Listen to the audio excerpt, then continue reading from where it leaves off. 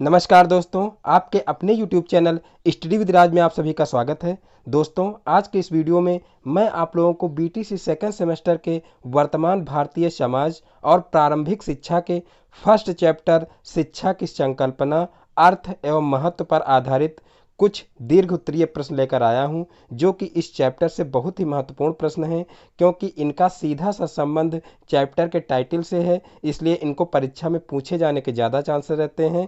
तो वीडियो को इन तक देखिए और यदि वीडियो पसंद आए तो वीडियो को लाइक करें और ये चैनल पर नए हैं तो चैनल को सब्सक्राइब करें। तो चलिए आज का वीडियो शुरू करते हैं। देखिए, सबसे पहला क्वेश्चन है, शिक्षा की संकल्पना स्पष्ट कीजिए तथा अर्थ लिखिए। तो देखिए इसका आंसर क्या हो जाएगा। देखिए, शिक्षा का अर्थ सामान्यतया विद्यालय में अध्ययन की जाने वाली शिक्षा से लगाया जाता है। यानी कि ज़्यादातर लोग जो शिक्षा है इसका संबंध जो है विद्यालय में जो अध्ययन की जाती है उसी शिक्षा से लगाते हैं, जबकि ऐसा नहीं है। मनुष्य जन्म से लेकर के जब तक उसकी सांस रहती है तब तक वो सीखता रहता है, कुछ ना कुछ सीखता रहता है, और वो सारा कुछ जो है इसी शिक्षा के अंतर्गत आता है। क्योंकि शिक्षा जो है वो संस्कृत के शिक्ष धातु से बनी है, जिसका जो अर्थ है वो है सीखना। यानी कि शिक्षा का सीधा सा अर्थ है सीखने से। तो जितना कुछ हम सीखते हैं वो सारा कुछ शिक्षा के अंतर्गत आता है। लेकिन जो कुछ लोग हैं वो क्या सोचते हैं कि जो विद्यालयी अध्ययन होता है वही जो है शिक्षा के अंतर्गत आता है। तो आगे देखिए, अमुक व्यक्ति ने किस कक्षा तक शिक्षा प्राप्त की है। यह प्रश्न प्रायः किसी व्यक्ति की शैक्षिक क्षमता को जानने के लिए पूछ लिया जाता है। शिक्षा का बोलचाल में अर्थ है सीखना, अर्थात हम किसी ज्ञान को सीखते हैं तो उसे शिक्षा माना जाएगा। औपचारिक रूप से हम विद्यालय में कक्षा दर कक्षा शिक्षा ग्रहण करते हुए आगे बढ़ते हैं, परंतु उससे भी अधिक शिक्षा हम जीवन पर्यंत अपने दैनिक जीवन में कदम दर कदम सीखते हैं। यानी कि जब हम समाज में इधर उधर किसी भी काम से निकलते हैं या कहीं जाते हैं तो एक दूसरे से हमको कुछ ना कुछ सीखने को मिलता है, या कोई गलती हम करते हैं तो उस गलती के द्वारा भी हमें सीख मिलती है। तो इस प्रकार से हम हर जगह पर जो है कोई ना कोई नई सीख लेते हैं या नई सीख हमें मिलती है। तो ये सारा कुछ जो है वो शिक्षा के अंतर्गत ही आता है। आगे देखिए, हम चाहें तो प्रत्येक व्यक्ति प्रत्येक घटना से शिक्षा ग्रहण कर सकते हैं। शिक्षा कभी भी पूर्ण नहीं होती। कोई व्यक्ति यदि यह कहता है कि उसने शिक्षा पूर्ण कर ली है तो वह स्वयं को झुठला रहा है। यानी कि शिक्षा कभी भी पूर्ण नहीं होती है, क्योंकि मैंने पहले भी बताया कि मनुष्य जन्म से लेकर के जीवन पर्यंत सीखता ही रहता है। यानी कि जब तक उसके शरीर में सांस रहती है तब तक वो कुछ ना कुछ सीखता ही रहता है। तो इसलिए शिक्षा कभी भी पूर्ण नहीं होती है। अगर ये कोई कह रहा है कि जो है मैं शिक्षा से पूर्ण हूँ या शिक्षा जो है मैंने पूर्ण कर ली है, तो समझ लीजिए कि वो झूठ बोल रहा है। ऐसा कुछ नहीं है, क्योंकि मनुष्य जीवन भर सीखता ही रहता है, कभी भी उसकी शिक्षा पूर्ण नहीं होती है। और सामने वाले को भी गुमराह कर रहा है। शिक्षा व्यक्ति जन्म से प्राप्त करने लगता है और अपने जीवन की अंतिम श्वास तक ग्रहण करता रहता है। फिर आगे देखिए, प्राचीन समय में शिक्षा का अर्थ। देखिए, प्राचीन समय में शिक्षा का क्या अर्थ था। तो देखिए, प्राचीन काल में शिक्षा से तात्पर्य आत्मज्ञान तथा आत्म प्रकाश माना जाता था। समय के परिवर्तन के साथ साथ शिक्षा का अर्थ व महत्व भी परिवर्तित होता रहा। प्राचीन काल में यूनान में राजनीतिक, शारीरिक, मानसिक, नैतिक तथा सौंदर्य शिक्षा प्रदान की जाती थी। उस समय शिक्षा का उद्देश्य केवल बलिष्ठ सैनिक उत्पन्न करना था। और आगे देखिए, आधुनिक शिक्षा आजीवन चलने वाली बहुआयामी प्रक्रिया है। यानी कि जो आधुनिक शिक्षा है वो आजीवन यानी कि जीवन भर चलने वाली बहुआयामी प्रक्रिया है, जो व्यक्ति के जीवन के साथ निरंतर चलती रहती है। यानी कि जैसे जैसे जीवन चलता रहता है उसी हिसाब से उसकी जो है शिक्षा की प्रक्रिया है वो भी जो है लगातार चलती रहती है, और वो जीवन पर्यंत कुछ ना कुछ नया सीखता रहता है। फिर देखिए, व्यक्ति को विद्यालयी शिक्षा के अतिरिक्त जीवनों उपयोगी हर प्रकार की शिक्षा लेनी पड़ती है। व्यक्ति कठिनाइयों अर्थात दुख से भी शिक्षा लेता है और सुख से तो लेता ही है। यानी कि कहने का मतलब ये चीज़ है कि जो भी जीवन में गलतियां होती हैं उन गलतियों से भी मनुष्य सीख लेता है। यानी कि किसी गलती से अगर वो कष्ट में पड़ जाता है तो उससे भी वो सीख लेता है कि हमको ऐसी गलती नहीं करनी चाहिए थी, नहीं तो हम ऐसी समस्या में न फंसते। तो इस प्रकार जो है सुख और दुख दोनों से जो है वो कोई ना कोई शिक्षा लेता है। फिर छोटे बड़े सबसे कुछ ना कुछ सीखने को मिल जाता है, यानी कि ये ज़रूरी नहीं है कि हम अपने बड़ों से ही सीखते हैं। कभी कभी ऐसा भी होता है कि हमको जो है छोटों से भी एक नई सीख मिलती है जो हमको नहीं पता होती है, और उससे हम प्रभावित होते हैं कि हाँ, हमसे छोटे होते हुए भी उन्होंने ऐसा जो है काम कर लिया। मैं पहले भी आप लोगों को बता चुका हूं कि शिक्षा शब्द की व्युत्पत्ति संस्कृत के शिक्ष धातु से हुई है, जिसका अर्थ है सीखना और सिखाना। दोनों अर्थ होते हैं, सीखना या सिखाना। इस अर्थ में यदि हम देखें तो शिक्षा में वह सब कुछ निहित है जो हम समाज में रहकर सीखते हैं, यानी कि शिक्षा में वह सब कुछ निहित है जो हम समाज में रहकर सीखते हैं। शिक्षा शास्त्री शिक्षा शब्द का प्रयोग प्रायः 3 रूपों में करते हैं। देखिए, शिक्षा शास्त्री 3 रूपों में शिक्षा का प्रयोग करते हैं। वो कौन कौन से 3 रूप हैं? पहला है ज्ञान, और दूसरा है पाठ्यचर्या का एक विषय, फिर तीसरा है व्यवहार में परिवर्तन लाने वाली प्रक्रिया। फिर आगे देखिए, वास्तव में देखा जाए तो शिक्षा का तीसरा अर्थ अधिक उचित प्रतीत होता है। तीसरा अर्थ कौन सा है? कि व्यवहार में परिवर्तन लाने वाली प्रक्रिया, यानी कि शिक्षा से जो है दिन प्रतिदिन हमारे व्यवहार में परिवर्तन होता चला जाता है। यानी कि हमको जो कुछ अच्छा लगता है, यानी कि दूसरों का जैसा व्यवहार हमको अच्छा लगता है, या दूसरे जो बड़े लोग हैं या दूसरों से जैसा हमको सीखने को मिलता है, उसी हिसाब से हम भी उनका अनुसरण करते करते जो है अपने आप को जो है चेंज करते रहते हैं। तो इस प्रकार से व्यवहार में परिवर्तन लाने वाली प्रक्रिया जो है वो ज़्यादा उचित प्रतीत होती है। समाज में रहकर व्यक्ति जो कुछ भी सीखता है उसी के परिणाम स्वरूप वह स्वयं को पार्श्विक प्रवृत्तियों से ऊंचा उठाता है और सभ्य एवं सामाजिक प्राणी बनने की इच्छा रखता है। फिर देखिए आगे, शिक्षा के द्वारा ही बालक का मार्गदर्शन होता है, परंतु इन संदर्भों में शिक्षा को समझने हेतु हमारे लिए यह अनिवार्य होता है कि हम शिक्षा को विद्यालय की चार दीवारी के अंदर चलने वाली प्रक्रिया न माने, वरन इसे समाज में अनवरत चलने वाली प्रक्रिया के रूप में स्वीकार करें। निस्संदेह हम यह कह सकते हैं कि मानव जीवन को सजाने व संवारने में शिक्षा की भूमिका बहुत ही महत्वपूर्ण रही है। साथ ही शिक्षा के द्वारा ही समाज अपनी संस्कृति व सभ्यता की रक्षा करते हुए उसे एक पीढ़ी से दूसरी पीढ़ी को स्थानांतरित करता है। इसके साथ ही समाज में रहकर व्यक्ति जो कुछ भी सीखता है उसी के परिणाम स्वरूप वह स्वयं को पार्श्विक प्रवृत्तियों से ऊंचा उठाता है। यानी कि अगर जो है मनुष्य के पास शिक्षा ना हो तो वो पशु के समान होता है, और जब वो शिक्षा ग्रहण कर लेता है तो वो पार्श्विक प्रवृत्तियों से ऊंचा उठ जाता है, यानी कि जो उसमें पशु प्रवृत्ति होती है वो खत्म हो जाती है। देखिए, मनुष्य जीवन जो मिला है, देखिए मनुष्य और जानवर में फर्क इतना ही है। जो पशु है वो क्या अच्छा है क्या खराब है इसका ज्ञान उसको नहीं होता है, यानी कि अगर वो कोई गलत काम कर रहा है तो उसको ये ज्ञान नहीं होता है कि हम ये गलत कर रहे हैं। लेकिन मनुष्य जीवन में जो है हम कोई भी कार्य करते हैं तो हमको पहले से ये पता होता है कि हम अच्छा कर रहे हैं या खराब कर रहे हैं। ये हमारे ऊपर डिपेंड करता है कि हम उसको करें या ना करें। यानी कि कुछ लोग गलत काम करते करते वो गलत हो जाते हैं और कुछ अच्छे कर्मों पर चल करके अच्छे बन जाते हैं। तो इस प्रकार से, लेकिन ऐसा नहीं है कि जो है किसी को ये पता नहीं होता है कि ये अच्छा है कि खराब है। यानी कि हर व्यक्ति को पता होता है कि चोरी करना पाप है, लेकिन तब भी बहुत सारे लोग ऐसे होते हैं जो चोर हो जाते हैं, यानी कि चोरी करना शुरू कर देते हैं।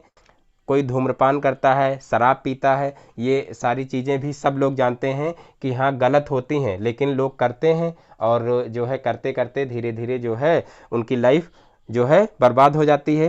तो इस प्रकार से जो मनुष्य जीवन है इसमें अच्छा खराब सबको पता होता है कि क्या अच्छा कर रहे हैं क्या खराब कर रहे हैं, लेकिन जो है कोई कोई जो है अच्छे कर्मों पे चल करके और जो है अच्छा बन जाता है, और कोई कोई जो है बुरे कर्मों पर चल करके बुरा बन जाता है।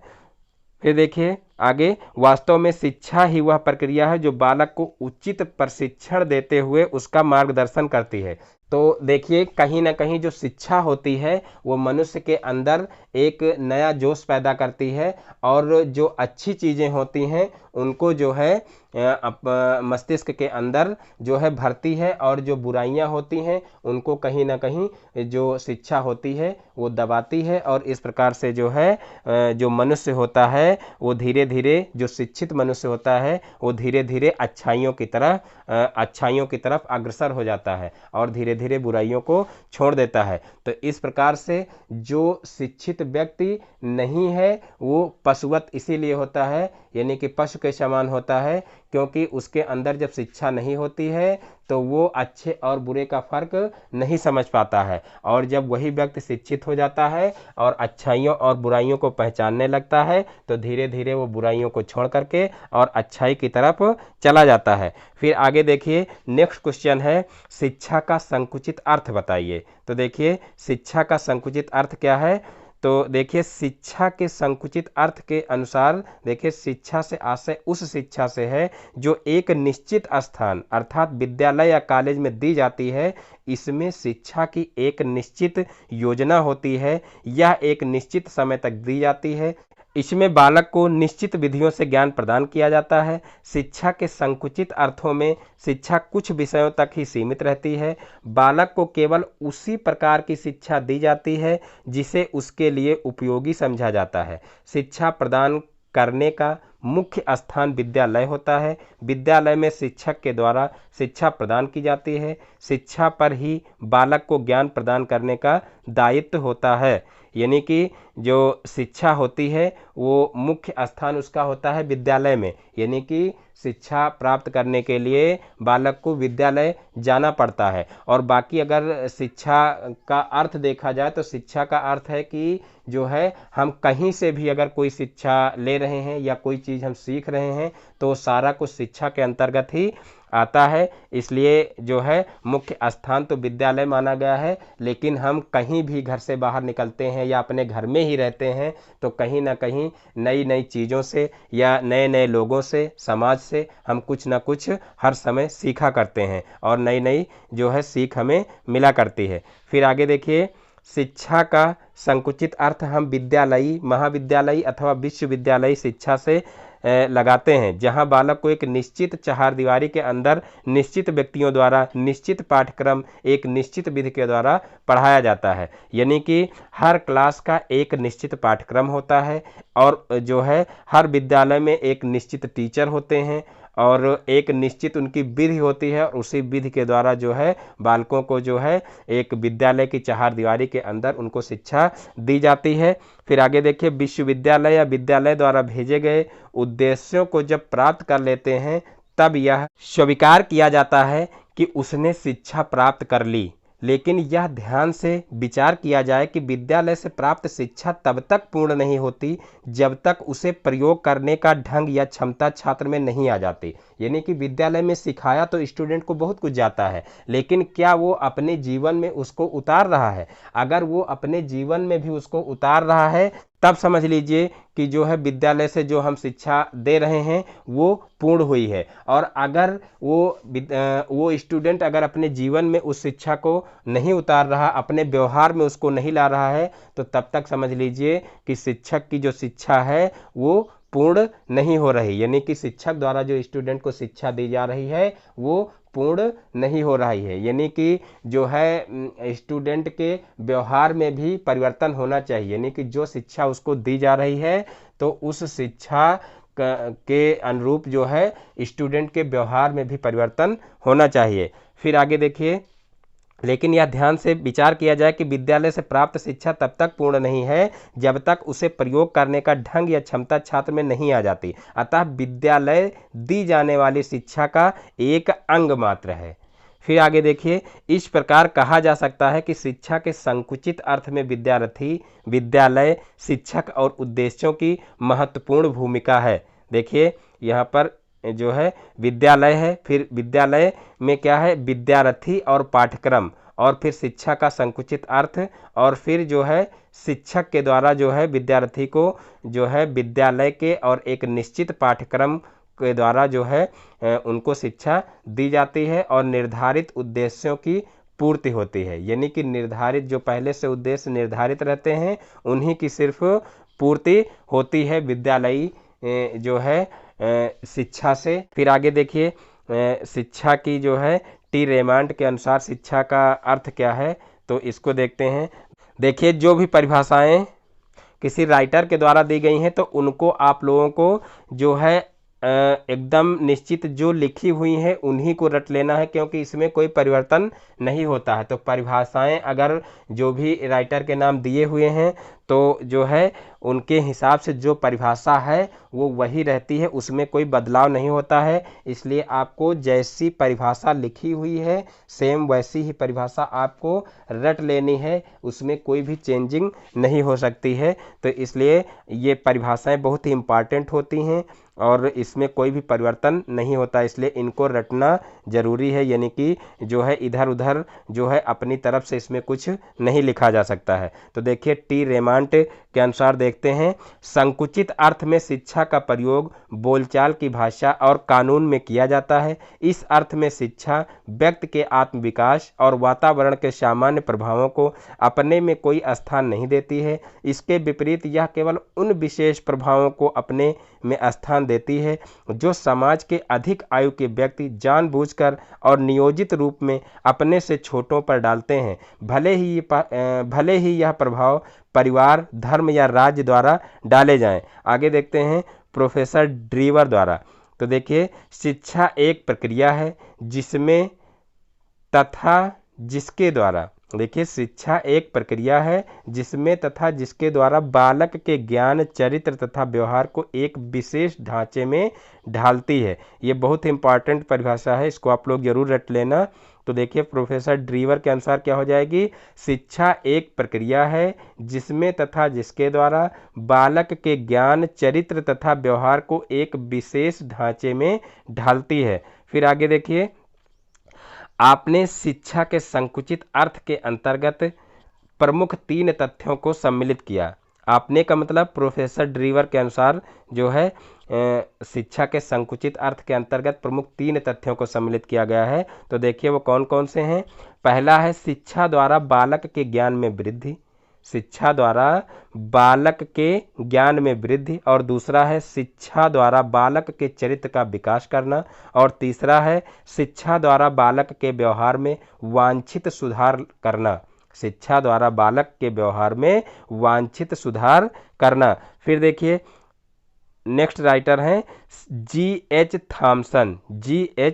थॉमसन। तो देखिए इनके हिसाब से शिक्षा की क्या परिभाषा हो जाएगी, तो शिक्षा एक विशेष प्रकार का वातावरण है जिसका प्रभाव बालक के चिंतन, दृष्टिकोण तथा व्यवहार करने की आदतों पर अस्थायी रूप से परिवर्तन के लिए डाला जाता है। G.H. थॉमसन के हिसाब से क्या हो जाएगी शिक्षा की परिभाषा, शिक्षा एक विशेष प्रकार का वातावरण है जिसका प्रभाव बालक के चिंतन, दृष्टिकोण तथा व्यवहार करने की आदतों पर अस्थायी रूप से परिवर्तन के लिए डाला जाता है। फिर आगे देखते हैं J.S. मैकेंजी ने संकुचित अर्थ में शिक्षा का अर्थ इस प्रकार बताया है। देखिए संकुचित अर्थ में शिक्षा से आशय हमारी शक्तियों के विकास और उन्नति के लिए जानबूझकर किए गए किसी भी प्रयास से लिया जाता है। फिर आगे देखिए उपरोक्त व्याख्या के आधार पर कहा जा सकता है कि शिक्षा का अर्थ विशेष प्रकार की पुस्तकों का अध्ययन करना है। बालक पुस्तकों का कीड़ा बनकर रह जाता है, उसे किसी प्रकार का व्यवहारिक ज्ञान प्राप्त नहीं होता है। यानी कि कहा गया है कि विशेष प्रकार की पुस्तकों का अध्ययन करना है। ये उपरोक्त व्याख्या के आधार पर कहा जा सकता है कि शिक्षा का अर्थ क्या है, विशेष प्रकार की पुस्तकों का अध्ययन करना है। बालक पुस्तकों का कीड़ा बनकर रह जाता है, यानी कि जो बालक है वो किताबों को रट लेता है और उसी का कीड़ा बनकर के रह जाता है और उसके व्यवहार में कोई परिवर्तन नहीं होता है। जबकि वास्तव में होना ये चाहिए कि जो है